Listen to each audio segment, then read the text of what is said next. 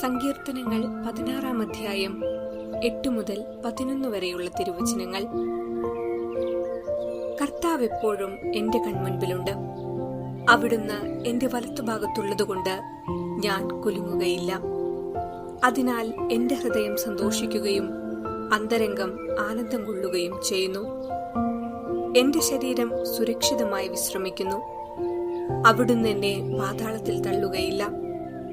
അങ്ങയുടെ പരിശുദ്ധൻ ജീർണിക്കാൻ അനുവദിക്കുകയില്ല. അങ്ങ് എനിക്ക് ജീവന്റെ മാർഗം കാണിച്ചു തരുന്നു. അങ്ങയുടെ സന്നിധിയിൽ ആനന്ദത്തിന്റെ പൂർണ്ണതയുണ്ട്. അങ്ങയുടെ വലത്തുകൈയിൽ ശാശ്വതമായ സന്തോഷമുണ്ട്. ഓർമ്മിക്കുക, ഇന്ന് പരിശുദ്ധ കന്യകാമറിയത്തിന്റെ ജനന തിരുനാൾ ആഘോഷിക്കുമ്പോൾ ആ അമ്മയിലൂടെ നമുക്ക് ലഭിച്ചുകൊണ്ടിരിക്കുന്ന വലിയ അനുഗ്രഹങ്ങൾക്ക് അമ്മയോട് ചേർന്ന് നിന്നുകൊണ്ട് ദൈവത്തെ സ്തുതിക്കാം. ദാവീദ് രാജാവിന്റെ കുടുംബത്തിൽ ജോവാക്കിമിന്റെയും അന്നയുടെയും മകളായി മറിയം ജനിച്ചു. രക്ഷകന്റെ ജനനം സൂര്യോദയമാണെങ്കിൽ മറിയത്തിന്റെ ജനനം ഉഷകാല നക്ഷത്രത്തിന്റെ ഉദയമാണ്. പ്രവാചകന്മാർ ഈ നക്ഷത്രത്തിന്റെ ഉദയം പ്രഘോഷിച്ചിട്ടുള്ളതാണ്. ക്രിസ്മസ് ആനന്ദത്തിന്റെ തിരുനാളാണെങ്കിൽ മേരിമസ് സന്തോഷത്തിന്റെയും കൃതജ്ഞതയുടെയും തിരുനാളായി കൊണ്ടാടുന്നു. ഈശോ ദൈവപുത്രനാകയാൽ മറിയം ദൈവമാതാവാണ്. ബെത്ലഹേമിലെ പുൽക്കൂട്ടിൽ കിടന്നു കരയുന്ന ചോരക്കുഞ്ഞ് അത്യുന്നതന്റെ പുത്രനാണെന്ന് എങ്ങനെ വിശ്വസിക്കും? അതുപോലെ അന്നയുടെ ഈ കുഞ്ഞ് മറ്റു കുഞ്ഞുങ്ങളിൽ നിന്നും ബാഹ്യദൃഷ്ടിയിൽ എന്തു വ്യത്യാസമാണുള്ളത്? അവളിൽ യാതൊരു കുറവുമില്ല. നന്മ നിറഞ്ഞവളാണ്. സർപ്പത്തിന്റെ തല തകർത്തവളാണ്. ഇവയെല്ലാം പരിഗണിച്ച് മേരി മഹത്വം എന്ന വിശുദ്ധ അൽഫോൺസ് ലിഗോരിയുടെ ഗ്രന്ഥത്തിൽ പറയുന്നത് മറിയത്തിന്റെ ഉത്ഭവ സമയത്ത് അവൾ സ്വർഗത്തിലെത്തിയിട്ടുള്ള ഏതു വിശുദ്ധരെയേക്കാൾ പ്രസാദപരപൂർണയായിരുന്നുവെന്നാണ്. 6-ാം നൂറ്റാണ്ടിൽ ജെറുസലേമിൽ പരിശുദ്ധ മറിയത്തിന്റെ മാതാപിതാക്കളുടെ വീട് നിലനിന്നിരുന്ന സ്ഥലത്ത് ഒരു ദേവാലയം പണികഴിപ്പിക്കുകയും പിന്നീടത് ബസിലിക്കയായി ഉയർത്തുകയും ചെയ്തു. ജെറുസലേമിലാണ് പരിശുദ്ധ മറിയത്തിന്റെ ജനന തിരുനാൾ ആദ്യമായി ആഘോഷിച്ചു തുടങ്ങിയത്. പൗരസ്ത്യരുടെ ഇടയിലും പിന്നീട് 7-ാം നൂറ്റാണ്ടിൽ റോമിലെ സഭയിലും തുടങ്ങി. ക്രിസ്തുവിന്റെ ജനനത്തിനു പുറമെ പരിശുദ്ധ കന്യകാമറിയത്തിന്റെയും വിശുദ്ധ സ്നാപക യോഹന്നാന്റെയും ജനനം മാത്രമാണ് തിരുസഭയിൽ ആഘോഷിക്കപ്പെടുന്നത്. ഈ രണ്ടുപേരും രക്ഷാകര ചരിത്രത്തിൽ വഹിച്ച പങ്ക് വളരെ വലുതായതുകൊണ്ടാണ് അവരുടെ ജനനം സഭ ആഘോഷിക്കുന്നത്. മറ്റു വിശുദ്ധരുടെ ഓർമ്മ ആഘോഷിക്കുന്നത് നിത്യസമ്മാനത്തിനായി വിളിക്കപ്പെടുന്ന ദിനമാണ്.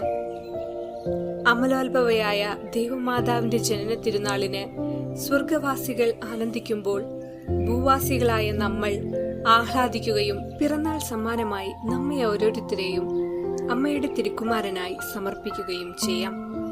അതിനുള്ള കൃപ എല്ലാവർക്കും ഉണ്ടാകട്ടെ എന്ന് പ്രാർത്ഥിക്കാം.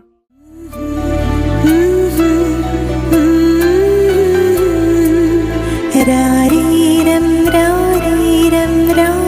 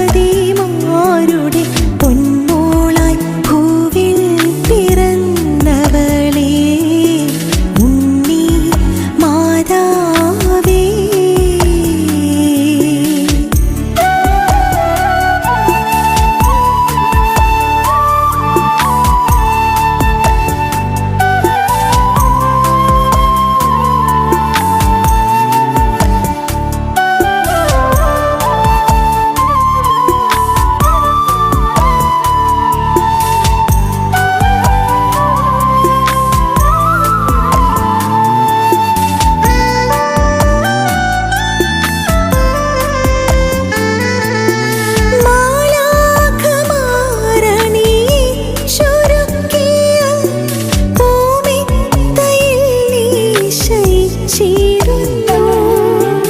മാലാഖമാരണിയിച്ചൊരുക്കിയ പൂമെത്തയിൽ നീ ശയിച്ചിടുന്നു.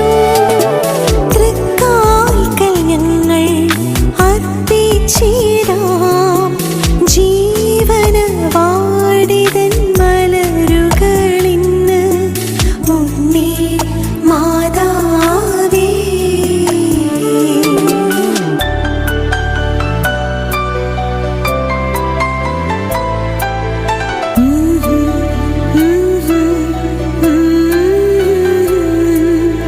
രാരീരം